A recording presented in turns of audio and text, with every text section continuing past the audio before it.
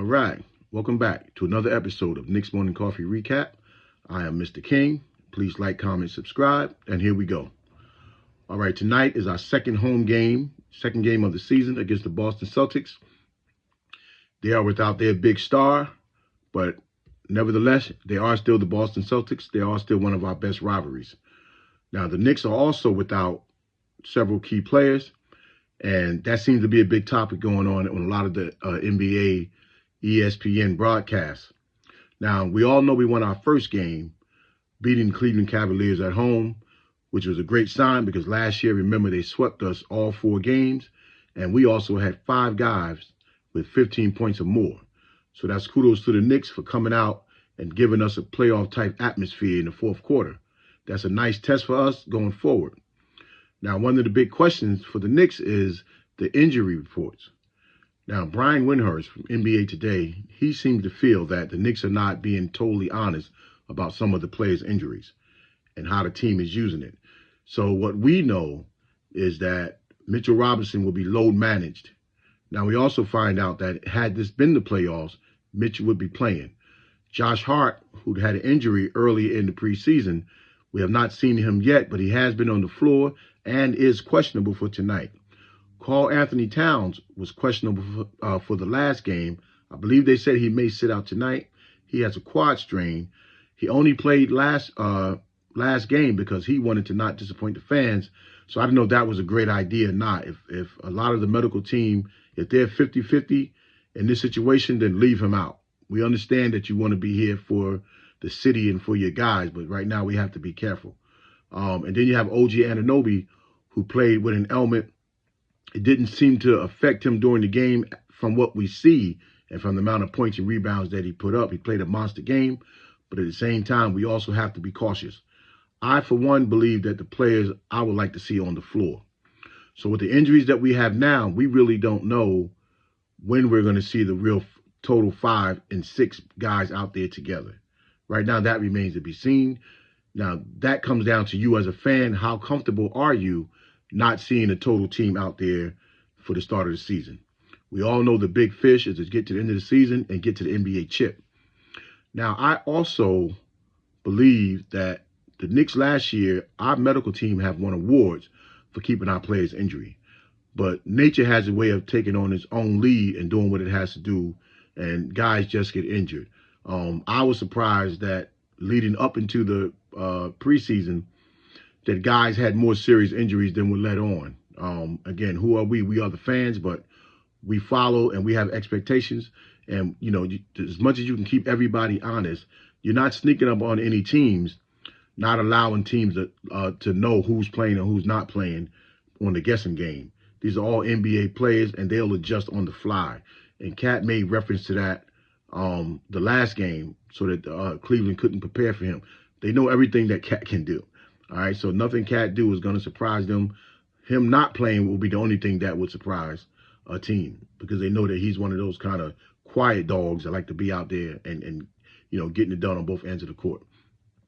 So for Mike Brown, he's in a dilemma because you have to trust the medical team as of what he said he would. Because after what Tibbs did the past couple of seasons and the players making it known at the end of the season that they were tired and exhausted, Mike Brown has to almost walk a fine line. But I was more encouraged that when we heard that in practice, he's really getting on guys to learn the plays and know their assignments. So do it in practice or in the games, it could be a little bit easier.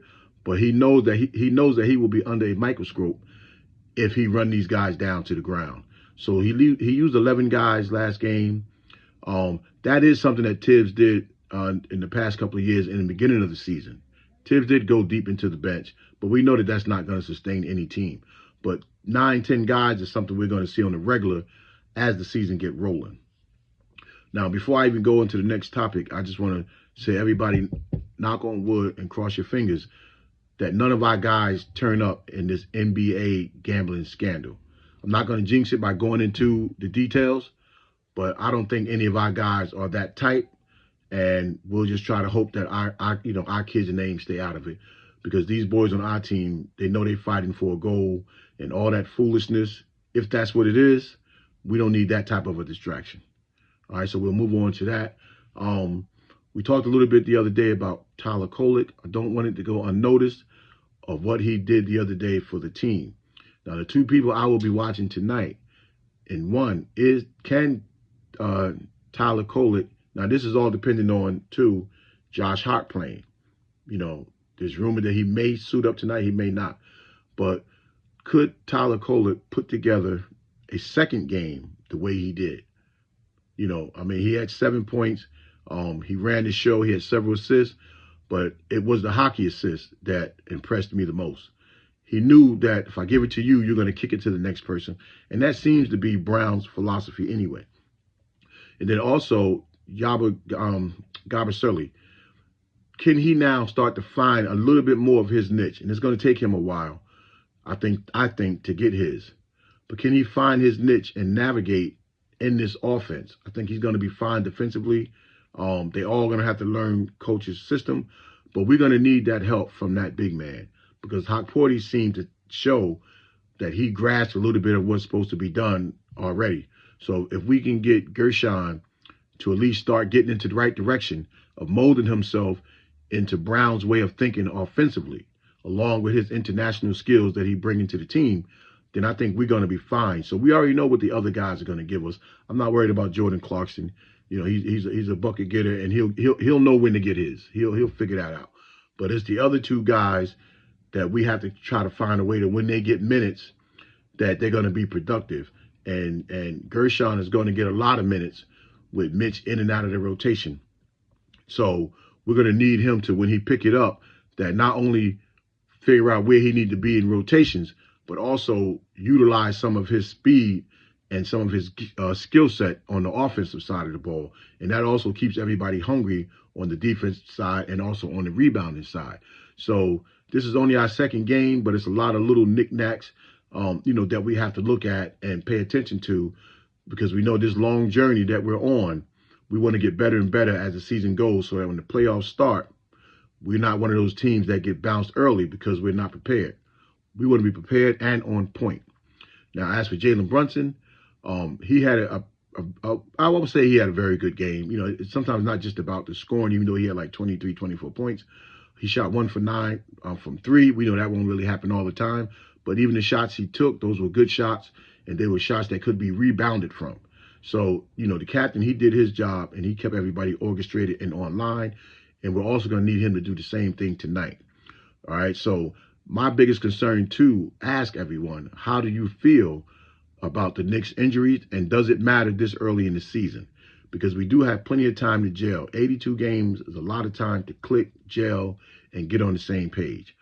And I think that this time of year, the coaches probably are not thinking about seeding in any type of form. You just want to get into a comfortable, 1, 2, 3, 4 seed, maybe 5 and 6, avoid the play in, and then just, get the ball rolling and bring that chip home. All right, until next time, peace.